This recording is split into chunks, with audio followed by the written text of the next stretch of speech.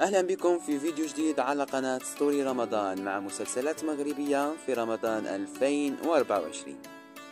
ومع أول مسلسلات قناة دوزان من بطولة أول مسلسل بسطوف عزيز دداس دنيا بوتازوت، مسلسل بنت الحديد من بطولة سلوى زرهان ابتسام العروسي، ومسلسل الشياطين لا تتوب من بطولة زينب عبيد ربيع القاضي.